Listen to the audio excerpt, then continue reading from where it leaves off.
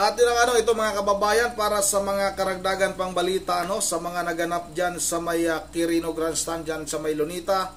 Ito nga yung sinasagawang National Peace Rally ng Iglesia ni Cristo. Gaano na ba kadami yung tao?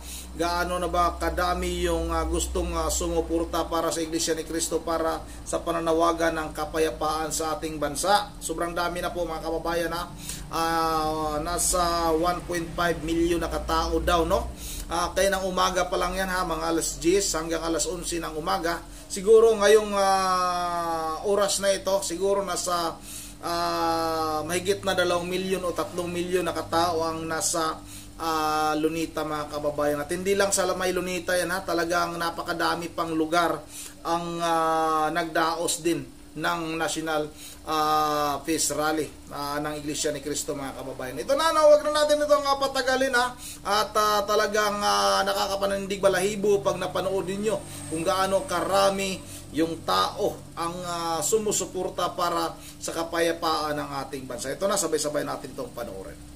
Payapang pagtitipon gaya na lamang nitong inilulunsad na National Rally for Peace na pinangungunahan ng Iglesia ni Cristo dito sa Quirino Grandstand. Yan ang inihayag mismo ni Executive Secretary Lucas Bersamin sa malaki at malawakang rally para sa kapayapaan ng ating mga kababayan. Hindi lamang dito sa Quirino Grandstand, Kuya Jen and Kuya Nelson, kundi maging sa iba't ibang mga venues sa buong bansa. Sa isang statement na inilabas ng Malacanang ay sinabi ni Bersamin na naniniwala sila na magiging mapayapa, matiwasay at makabuluhan ang mga pagtitipon sa araw na ito. Hindi lang kasi dito sa Quirino Grandstand, gaya ng nabanggit ko Kuya Jen, ang National Rally for Peace, kundi maging sa mga venue sa Luzon, Visayas at Mindanao na pangunahing layunin ay suportahan ang pahayag ni Pangulong Ferdinand Marcos Jr. na hindi niya susuportahan ang isinusulong na impeachment complaint laban kay Vice President Sara Duterte. Magugunitan na idiniin pa ng Pangulo na ito ay makakaabala lamang sa tunay na gawain ng gobyerno at maging ng mga mambabatas na mapabuti ang buhay ng lahat ng mga Pilipino.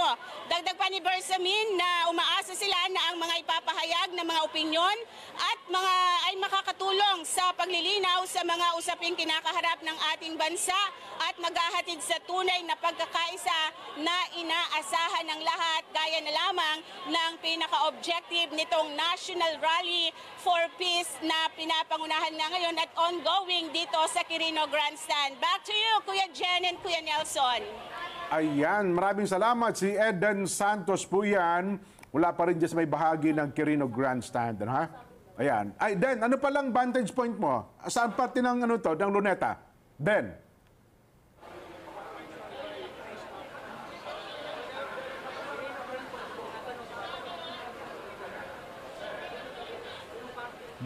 Nandito tayo sa may bandang, kung nakaharap ka sa may Luneta, Kuya Jen, nandito tayo sa bandang kanan at nasa harapan natin yung mga kababayan natin ngayon na talaga namang masaya, parang hindi sila napagod sa paglalakad at pagbiyahe mula sa iba't ibang lugar sa ating Luzon. Dito sa Luzon ay mga lalawigan at probinsya mula malapit sa Metro Manila. Nandito tayo sa right side nitong stage ng grandstand, Kuya Jen and Kuya Nelson. Ayan. Ayun, kaya para naman masayang-masaya yung ating mga kababayan dyan, Ay, nako. Den, okay, standby ka lang dyan, Mamaya balikan ka natin at balikan natin ang ating mga kababayan. Tuloy pa, walang tigil po ang pagdagsa ng mga kababayan natin mula sa iba't ibang lalawigan para makiisa sa gagawing National Rally for Peace ngayong araw. Punta tayo sa Caraga Region. Si Cecil Galiarga. Magandang umaga, Cecil. Yung buntag, Kuya Jen, Kuya Nelson, dito sa Caraga Region, hanggang ngayon ay walang tigil ang pagdagsa ng mga kababayan natin mula sa iba't ibang lalawigan para makisa sa gagawing National Rally for Peace ngayong araw na ito. Kasalukuyan ito ang isinasagawa dito sa Butuan City Sports Complex. May mga placards at banners na dala ang ilan nating mga kababayan na naglalaman ng mga mensaheng naglalayong isulong ang kapayapaan ng bansa, pagmamalasakit pagmamalasakit sa kapwa at pagkakaisa.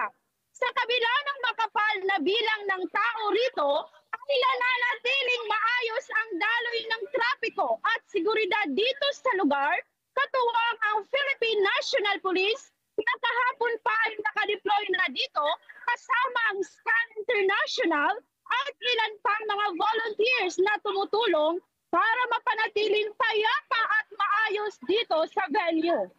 Ang programa naman ay nagsimula kaninang alas 11 ng umaga at hanggang ngayon ay damang-dama po dito ang excitement at kasabitan ng ating mga kababayan. Masigla at magaan po ang paligid dito. Nagbibigayan pa ng mga pagkain at tubig kahit hindi pa magkakakilala ang lahat. Yung iba namang mga grupo ay nakita natin nagkakantahan kanina, kaya talagang masayang-masaya po rito. Masigla po ang nakikisabay sa kantahan ng ating mga kababayan dito at masaya ang lahat habang nanonood ng mga programa at palabas na inihahanda. Kuya Jen at Kuya Nelson, yan po muna ang mga kasalukuyang nangyayari dito. Live sa Butuan City Sports Complex, dito sa Butuan City, Agosta del Norte. Si Phil Junola Galaraga para sa National Rally for Peace Special Coverage. Matatag, matapang, matapat. Ayun, maraming salamat sa iyo, Cecil. Kamusta muna ang panahon dyan? Kamusta ang lagay ng panahon dyan sa Butuan City? Kuya Jan at Kuya Nelson, kung nakikita niyo po dito sa likod ako, mainit po, pero hindi po nagpatinag ang ating mga kababayan. Handa po sila, nagdala po sila ng mga tayong na magagamit po nila.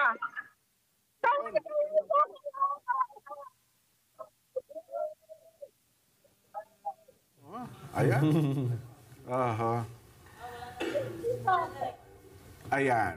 Mukhang meron kang song number, Cecil, ha? Napaos ka yata ng gusto. Ayun, salamat ng marami mula po sa Butuan City. Sa Butuan pala si Kuya Richel, ay nandyan sila ngayon sa Butuan, galing ng Bislig. At saka itong si Kuya Eran Besa. Kuya Eran, magandang hapon. Magandang umaga. Nandyan daw sila ngayon sa Butuan. Tama-tama, nag-report itong si Cecil. Ituloy ko pa ito. Ayan. Ang saya talaga, Nelson, Para bigla akong nainggit, parang gusto kong pumunta sa mga site na kinaroroonan ng ating mga kababayan. Oo nga, kung pwede lang, di ba? Oo nga, kasi minsan lang namang mangyari ito sa kasaysayan, eh.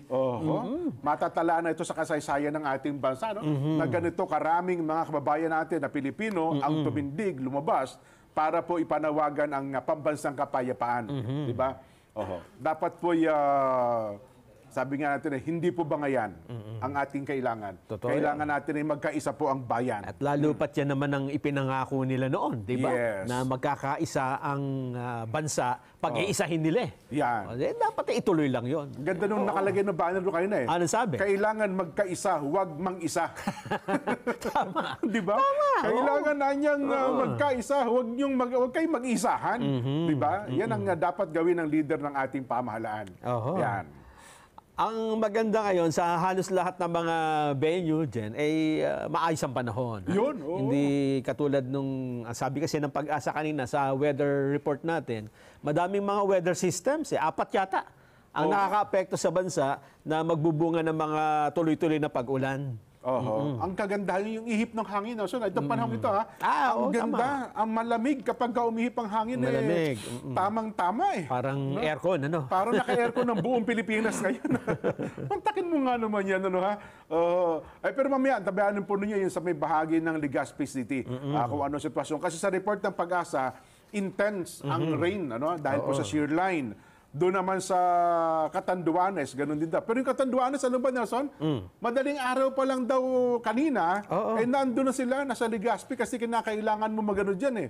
Magbarko. Barko. Hindi barko, kundi maliit na bangka, sinasakyan para nandyan. Iba naman sa may bahagi ng yung Masbate. Masbate. Yan, Masbate area. Dahil mantakin mo, maaga pa lamang, tumawid na raw po sila. Hindi nila alintana yung malalakas ng alon. Importante ay makipagkaisa dito ho sa napakalaking pagkilos na ito ng mamamayang Pilipino. At hanggang ngayon, Jen, ay patuloy na dumadami pa yung attendees. Yes. Kasi may mga papunta pa lang. Nakita ko sa social media, maraming mga dyan sa kabaan ng Rojas Boulevard, dito sa Maynila, marami pang naglalakad papunta ho dun sa Quirino Grandstand. At sa iba pang lansangan na ang direksyon ay papunta pa rin ng Quirino Grandstand. Ang ipinakiusap kasi ng MMDA, parang one lane lang muna ang parking doon sa lahat. para maging daanan ng tao. Pa rin. At saka yung kung talaga meron dapat na dumaan, mga sasakyan, ay makadadaan pa rin. Kaya mantakim yan, no? Yung dami ng mga van at saka bus, kung single file lang yan, ay talagang aabot po ng malayo-layo yung parada ng mga sasakyan. Kaya dito sa Quezon City, Nelson, ang ginawa ng marami nating kababayan ay sumakay na lamang ng LRT at MRT. Oo. Bumaba sila din sa may Hilpuyat o kaya sa may UN Avenue. UN Avenue, tama. UN Avenue, pinakamalapit. Tapos yung iba, yung mga kasama ko, ano ba kahapon pa, bumili na ng ticket. Para pagdating doon, pipila na lamang at yun. Sabi nila, importante makarating pag-uwi. Di ba ito bagal ang pila nila? Sa LRT. Sa LRT. Katulad na lang kanina, bago tayo magsimula ng programa, halimbawa, pupunta ka doon. Oo. Ang parking mo ay Espanya na. Ang layo nun. Ewan ko sa oras na ito kung nasa na yung dulo. Kung Espanya, di sa may UST. Oo, dito na. Di mga almost 5 to 8 kilometers malayo pa na. lang. Alayo na. Ay, nako. Anyway, lalo pa rin pong dumarami ang nagsisidatingan sa Quirino Grandstand para makiisa po sa National Rally for Peace. Alamin natin ang latest na sitwasyon, live na report ni Mean Corbera. Meng, anong vantage point mo? Magandang umaga, Jen at Nelson. Kanina ay gaya ng pangako ko sa inyo, umakyat ako, tumungtong ako dun sa Kalabaw na nandun yan sa pagitan ng Rojas Boulevard dito sa Maynila para makita natin kung gaano kalawak yung dami ng tao dyan na nagtungo dito sa Maynila. Kanina mag-aalas 10 ng umaga ay umabot na nga sa halos walang galawan yung mga tao dun sa may Padre Burgos Street at nandito na ngayon sa Quirino Grandstand. Halos natabunan na rin, doon sa pinadala naming video, halos matabunan na rin ng mga tao yung mga sasakyan na kaninang umaga lang ay nakaparada doon sa gitna ng Rojas Boulevard sa may Rizal Monument. Puno ng tao, Jen at Nelson, mula dyan sa P. Burgos Street, sa Moralia Avenue, Maria Orosa Street at sa TM Calao. Kahit siksikan, tuloy naman ang pagdating ng mga kaanib sa Iglesia ni Cristo na dadalo nga sa National Rally for Peace na gagawin ngayong hapon. Nag-enjoy naman yung ating mga kapatid dito sa pagsasagawa ng iba't ibang programa dahil kanina nakipag-jamming sila sa mga performers dito sa Luneta at yung iba meron silang dalang board games at naglalaro muna ng chess habang naghihintay ng oras ng programa. Ang nakakatawa dito, Jen, may isang grupo dito na dumating mula dito sa Sampaloc at Pandacan, Maynila. May dala silang mahabang walis tingting at lahat ng kanilang nadadaanan kung merong kalat ay agad na pinupulot. Sabi ng ayon sa pagtaya, Jen, ng Manila DRRM Office, kaninang alas 9 ng umaga ay umabot sa 700,000 ang katao na pumunta dito sa Quirino Grandstand, pero ayon sa PNP ay umaabot na ngayon sa 1.5 million. Balik sa inyo, Nelson at Jen. Nakakatuwa namang malaman yan, Nelson at saka Mean. Yung mga kababayan natin yan, may dala ng walis tingting. Meng?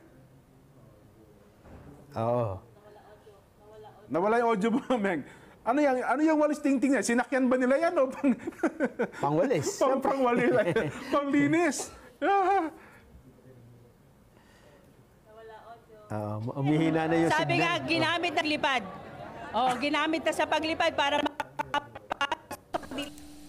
Yun ang mga kababayan, sobrang dami ng tao. Grabe, ang kapal ng tao na sa 1.5 million na daw katao. No? Kanang umaga pa yan ha, kanang umaga. Isipin nyo na lang, umaga pa yan. Siguro nasa mga alas 11 ng umaga yan. mga ganong oras. Ngayon, iwan ko lang kung gaano karami. Baka nga sa tansa nga ay aabot daw ng mga 2 to 3 million katao ang dadalo nga sa isinasagawang National Peace Rally ng Iglesia ni Cristo. At para nga sa pananawagan ng kapayapaan ng ating bansa. Itong rally na ito ay open ito sa lahat, hindi lang para sa lahat ng membro ng Iglesia ni Cristo. Sa lahat to mga kababayan. Sa mga gustong humabol dyan, humabol ba kayo, yung mga malalapit dyan? Pwede pa kayong dumagdag dyan, kaso nga lang, ang layo na daw ng inyong lalakarin. Biruin nyo, Espanya, tapos doon na sa may lagpas na ng aristocrat din, ang layo na mga kababayan, sobrang dami na ng tao. Yun ang dito na lang muna, at bago tayo magtatapos, shoutout ko lang si Ma'am Virgie, religious ng Pulang Bulacan, si Ma'am Joyce ng Japan, shoutout sa inyong lahat dyan, kay Armando Cabrera, shoutout, at kay, sino ba, si Ilisim Reysa, shoutout kay Rodriguez Salas, at kay Ricardo Rabasto. Yun naman, dito lang muna once again. Ma'am Joyce, shoutout sa inyo dyan sa may Japan.